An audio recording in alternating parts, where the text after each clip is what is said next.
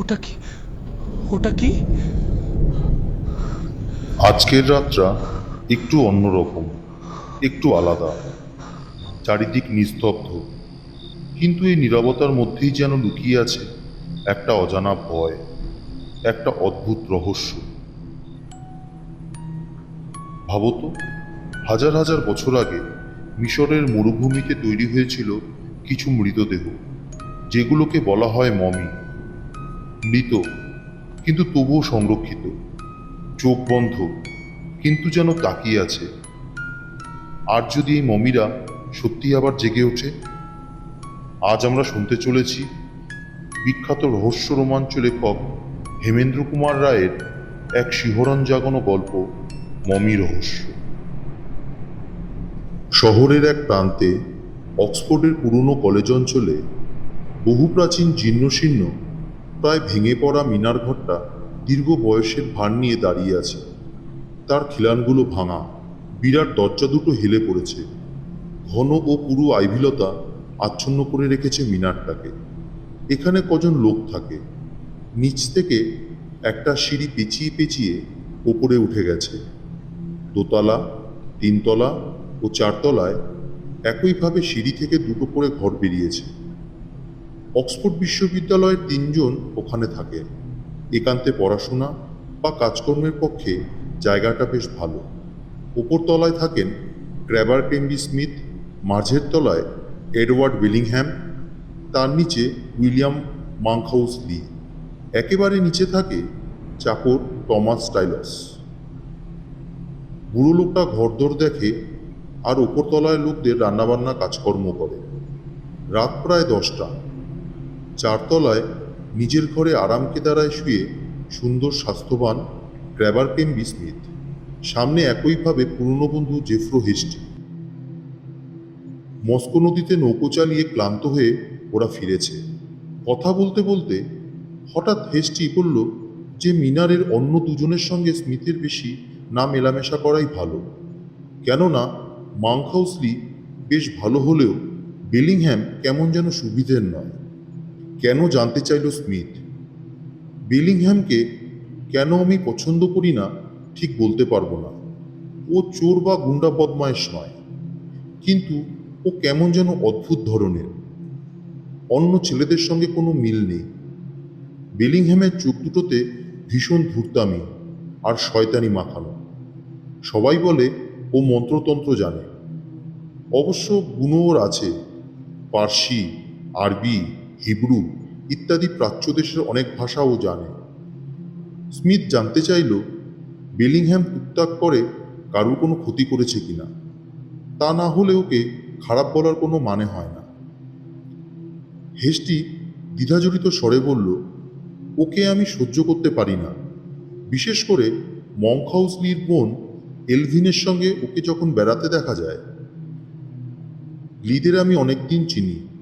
এলভিনও আমার দীর্ঘকাল পরিচিত। এলভিন সহজ সরল রূপসী মেয়ে। ওর পাশে বেলিংহ্যামকে দেখলে মনে হয় যেন ছোট্ট সুন্দর একটা পাখির পাশে একটা কদাকার জঘন্য পোলাব্যাং লাফাতে লাফাতে চলেছে। হেস্টি আরও বলে যে বেলিংহ্যাম সকলের সঙ্গে ঝগড়া করে, সকলের উপর জোর ফলায়, আবার শাসানোর হুমকিও দেয়। সেদিন নিজেই ঝগড়া করে বন্ধু নর্টনকে শাসিয়েছে। ও সত্যি কেমন যেন অদ্ভুত ও ভয়ঙ্কর। রাত বাড়তে থাকে। স্মিথকে সাবধান করে দিয়ে হেস্টি চলে যায়। স্মিথ ডাক্তারির ছাত্র। হেস্টি চলে যাওয়ার পর সে নিজের পড়ার বইয়ে মনোনিবেশ করে। ডাক্তারি শাস্ত্রের অরণ্যে সে ডুবে যায়। হঠাৎ নিচ থেকে এক তীক্ষ্ণ অথচ অস্পষ্ট শব্দ সে শোনে, যেন কার দীর্ঘশ্বাস, কার আর্তনাদ।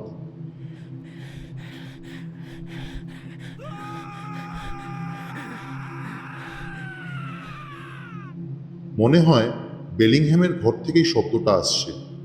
স্মিথের হঠাৎ মনে পড়ল বেলিংহ্যাম সম্বন্ধে তার বন্ধু হেস্টির মতামত। হেস্টি অত বিরূপ কেন? বেলিংহ্যাম তো প্রতিবেশী বন্ধু হিসাবে খারাপ নয়। ওর ঘরে অনেক রাত অবধি আলো জ্বলে। মনে হয় বেশি রাত পর্যন্ত পড়াশোনা করে।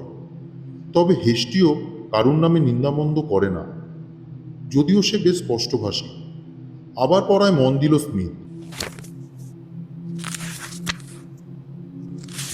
হঠাৎ অন্ধকার রাত্রির বুক ভেদ করে একটা তীব্র ভয়াবহ আর্তনাদ শোনা গেল।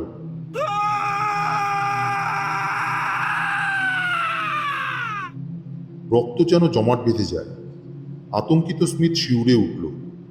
সে স্তব্ধ, বিমূঢ়, বুঝতে পারছে না কি করবে। হঠাৎ সবেগে তার ঘরে ঢুকলো মঙ্ক হাউস। হাঁপাতে হাঁপাতে বলল, এখনই চলো, বিলিংহ্যাম অত্যন্ত অসুস্থ হয়ে পড়েছে। অতি দ্রুত সিঁড়ি দিয়ে নেমে এলো তারা।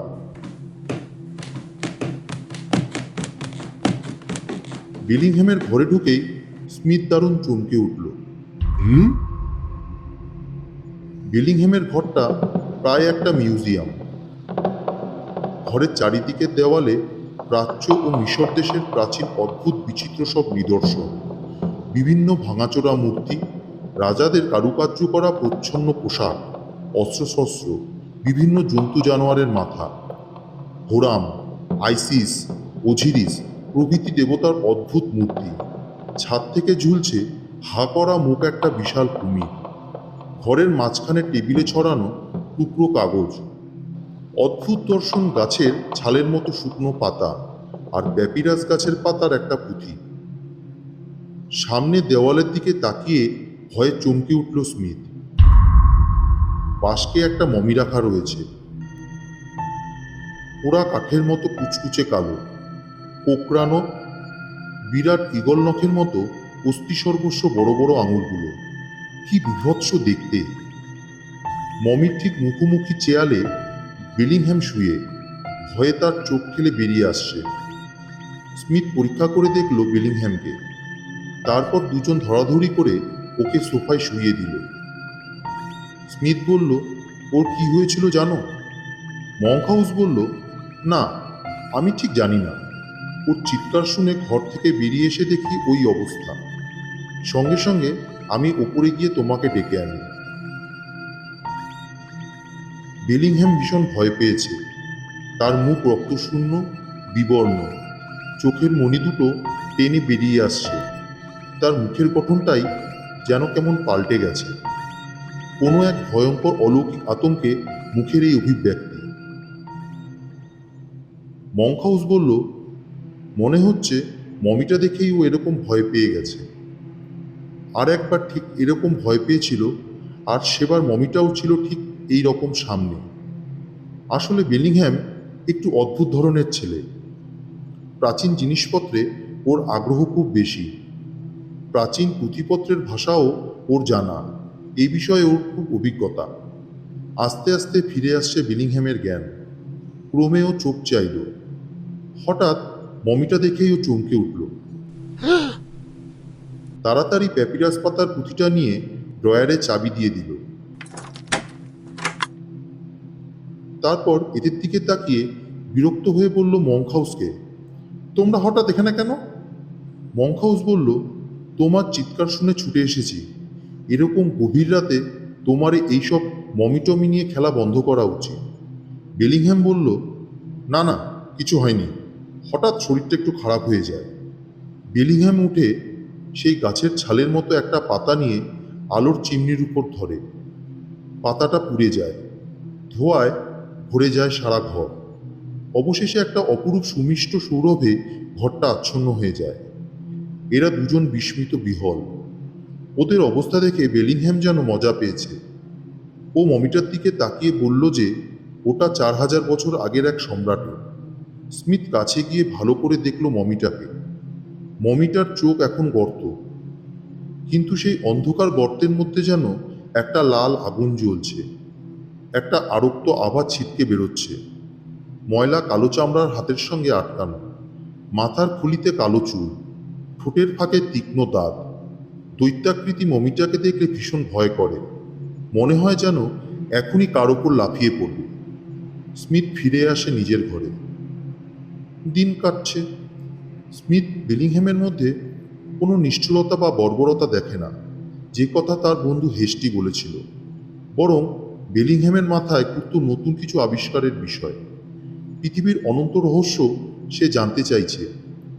সে বিশেষ করে ভাবত, মানুষ যদি আত্মার পর অধিকার স্থাপন করতে পারত। বেলিংহ্যামের আর একটা অভ্যাস ছিল নিজের মনে বকবক করা। অনেক সময়ে গভীর রাত্রের নির্জন স্তব্ধতায় তার ঘর থেকে ফিসফিসানি বা চাপা গলার স্বর স্মিথ শুনতে পেত।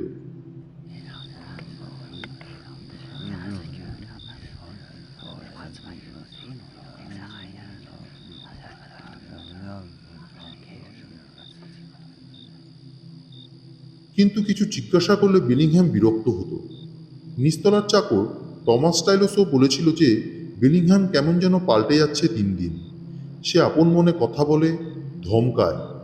শুধু তাই নয়, মনে হচ্ছে বেলিংহ্যাম ঘরের তালাচাবি দিয়ে বেরিয়ে গেলেও ওর ঘরের মধ্যে কেউ যেন চলাফেরা করে। স্মিথ বিস্মিত হয়, তবু টমাসের কথায় গুরুত্ব দেয় না। বুড়ো মানুষ কি শুনতে কি শুনেছে কে জানে। একদিন একটা ঘটনা ঘটল, সেটা বেশ অস্বস্তিকর। বেশ রাতে বেলিংহ্যাম স্মিথের ঘরে এসেছে। হঠাৎ তাদের মনে হলো বেলিংহ্যামের ঘরের দরজা কে যেন খুলল। সিঁড়িতে শোনা গেল কার পায়ের শব্দ, কিন্তু সব দরজা তো বন্ধ আছে। তাছাড়া এই রাতে কেই বা আসবে। কিন্তু অস্বাভাবিকভাবে ছুটে ঘর থেকে বেরোলো বেলিংহ্যাম। অর্ধেক সিঁড়ি গিয়ে কাকে যেন ধমকালো, তারপর ঘরে গিয়ে দরজায় তালাচাবি দিল। স্মিথের ঘরে ফিরে এসে বলল যে কুকুরটা হঠাৎ বেরিয়ে পড়েছিল। বেলিংহ্যামকে কেমন যেন শুকনো ফ্যাকাশে দেখাচ্ছে। স্মিথ অবাক হয়, বেলিংহ্যামের কুকুর আছে? সে তো কোনোদিন দেখেনি। তবে পায়ের শব্দটা কার হতে পারে? পরের দিন ভোরে কড়া নাড়ার শব্দে স্মিথের ঘুম ভাঙে। হেস্টি ছুটতে ছুটতে এসে বলে যে কাল রাত্রে নর্টনকে কে খুন করার চেষ্টা করেছে। রাত্রে ফেরার সময় কলেজের গেটের সামনে হঠাৎ ওপরে বিশাল আম গাছ থেকে একটা ভয়ঙ্কর জন্তু নর্টনের ওপর ঝাঁপিয়ে পড়ে। লোহার সাঁড়াশির মতো হাত দিয়ে তার গলাটা টিপে ধরে। নর্টন মরেই যেত। হঠাৎ দুজন লোক এসে পড়ায় জন্তুটা তাকে ছেড়ে পালায়। ঘন অন্ধকারে সেই ভয়ঙ্কর জন্তুটাকে ঠিক চেনা যায়নি। ভয়ে আতঙ্কে নর্টন আর ঘরের বাইরে বেরোয়নি। বেলিংহ্যামই না কদিন আগে নর্টনকে শাসিয়েছিল। সেদিন বাড়ি থেকে বেরোবার সময় স্মিথ শুনল যে বেলিংহ্যামের সঙ্গে মঙ্ক হাউসের প্রচণ্ড ঝগড়া হচ্ছে।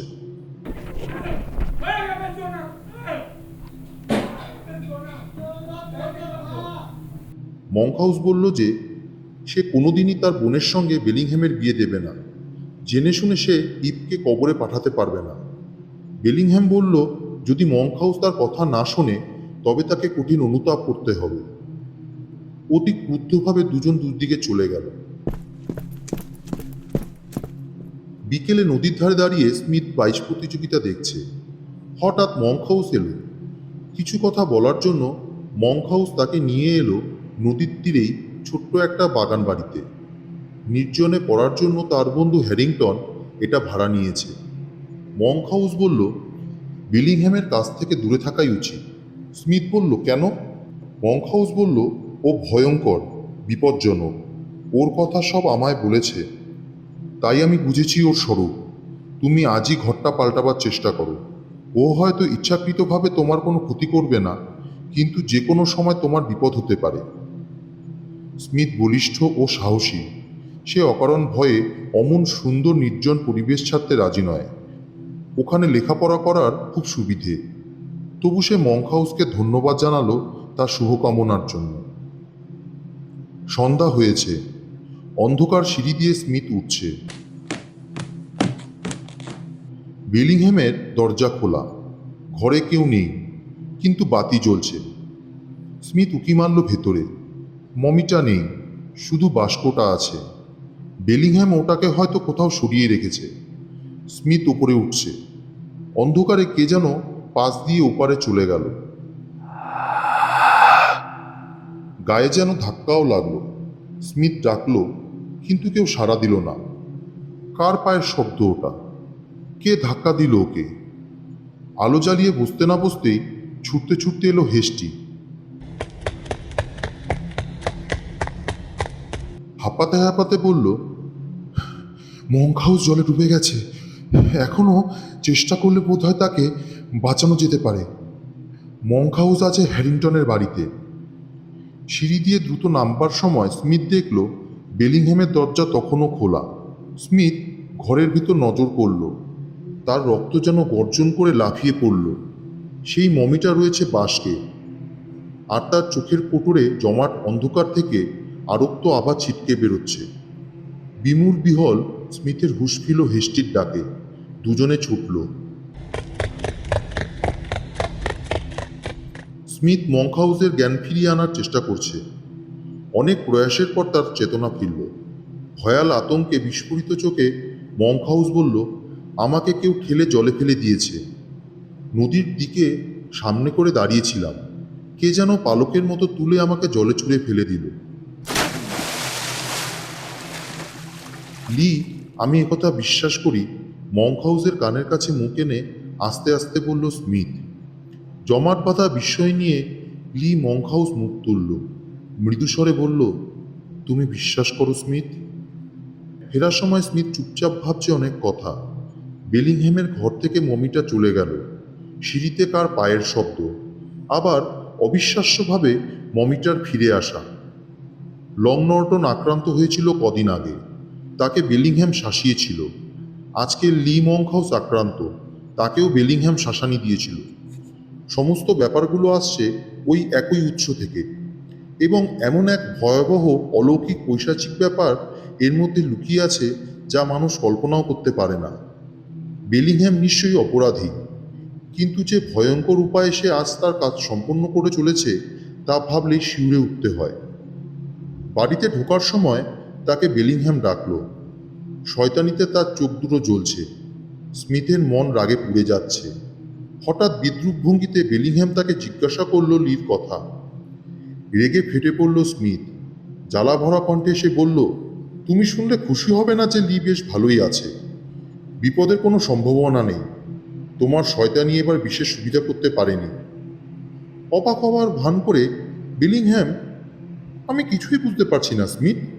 তুমি ভাবছ আমি লির দুর্ঘটনার জন্য দায়ী? স্মিথ, নিশ্চয়ই, ক্রোধে গর্জন করে ওঠে স্মিথ। তোমার ওই কঙ্কালটাকে জাগিয়ে লির পেছনকে লেলিয়ে দিয়েছ। বেলিংহ্যাম প্রতিবাদ করে, তা কি করে সম্ভব হয়? স্মিথ তীব্রস্বরে বলল, তোমাকে শেষবারের মতো সাবধান করছি বেলিংহ্যাম। তুমি এখানে থাকার সময় কলেজের বন্ধুদের যদি কোনো ক্ষতি হয়, আমি তোমাকে ছেড়ে দেব না। আর তার জন্য দায়ী থাকবে তুমি। তোমার ওই মিশর দেশের টুকটাক শয়তানি এখানে চলবে না। পরদিন সন্ধ্যাবেলায় স্মিথ ঘর ছেড়ে বেরিয়েছে। ডাক্তার বন্ধু প্যাটারসনের কাছে যাবে। নির্জন গাছপালা ঢাকা পথ দিয়ে স্মিথ চলছে। শান্ত বাতাস বইছে ঝিরঝির করে।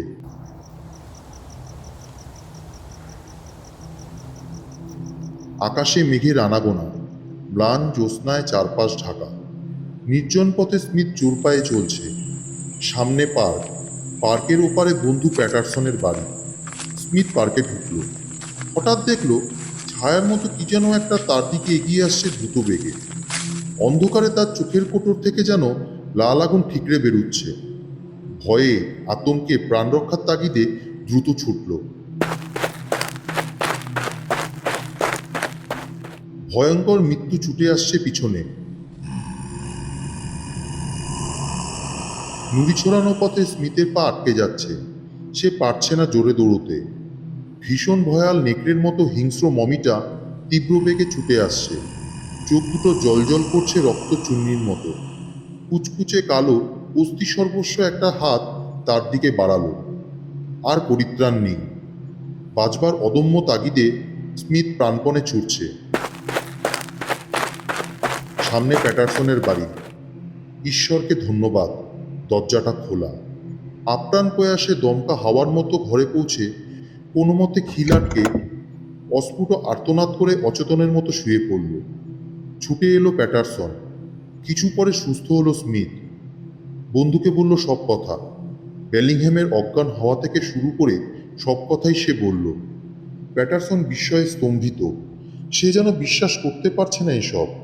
স্মিথ বলল, বিশ্বাস করো প্যাটারসন, এর একটা শব্দও মিথ্যে নয়। পুরনো পুঁথি থেকে মন্ত্র শিখে তা দিয়ে মমিকে জীবন্ত করে মানুষের উপর প্রতিশোধ নেওয়ার পৈশাচিক পথ পৃথিবীতে বোধহয় আর কেউ গ্রহণ করেনি। কিন্তু আমি এর প্রতিশোধ নেবই। বন্ধু বান্ধবের জন্য, মানবিক আদর্শের কথা বিবেচনা করে অন্তত নিজেকে বাঁচাবার তাগিদে এটা আমার করতেই হবে। রাতটা বন্ধুর ওখানে কাটালো স্মিথ। পরদিন বেরিয়ে বন্দুকের দোকানে গিয়ে ভারী একটা রিভলভার কিনে তাতে দুটো কার্তুজ ভরল। তারপর দ্রুত এলো মিনারে। কোনো রকম শব্দ না করে স্মিথ ঢুকলো বেলিংহ্যামের ঘরে। বেলিংহ্যাম বসে কি যেন লিখছে। মমিটা বাস্কের মধ্যে শক্ত হয়ে শুয়ে আছে। স্মিথ সশব্দে দরজাটা বন্ধ করল। দরজা বন্ধ করার শব্দে বেলিংহ্যাম চমকে উঠল। আরও ভীষণভাবে চমকালো স্মিথকে দেখে। স্মিথ এখনো জীবিত। স্তব্ধ বিষয়ে স্মিথের দিকে সে হাঁ করে চেয়ে। স্মিথ রিভলভারটা বার করে হাতে ধরল। স্মিথ, কি ব্যাপার? অস্ফুট স্বরে বলল বেলিংহ্যাম। টেবিল থেকে ওই লম্বা ছুরিটা নিয়ে মমিটাকে খণ্ড খণ্ড করে কেটে ফেলল। স্মিথ দৃঢ় আদেশ্বরে বলল, 5 মিনিটের মধ্যে কাজ আরম্ভ না করলে বুলেট দিয়ে তোমার খুলি উড়িয়ে দেব। বেলিংহ্যাম অনুনয় বিনয় করল অনেক। স্মিথ অনড়, রিভলভার ধরা। তার কঠিন মূর্তির দিকে তাকিয়ে ভীত বেলিংহ্যাম ছুরিটাকে মমির বুকে ঢুকিয়ে দিল। ছুরির আঘাতে আঘাতে শুকনো হাড় পাঁজর খসে পড়তে লাগলো। পুরনো ধুলোর গন্ধে ঢেকে গেল ঘর। শেষ পর্যন্ত মমির কঙ্কালটা ভেঙে হুড়মুড় করে মাটিতে পড়ল। অন্ধকার গহরে তার চোখ দুটো যেন তখনও জ্বলজ্বল করছে। স্মিথ এবার আদেশ করল কঙ্কালটাকে আগুনের মধ্যে ফেলে দিতে। মমির খণ্ডবিখণ্ড অংশগুলোকে জ্বলন্ত অগ্নিকুণ্ডের মধ্যে ফেলতে সব হু হু করে জ্বলে উঠল।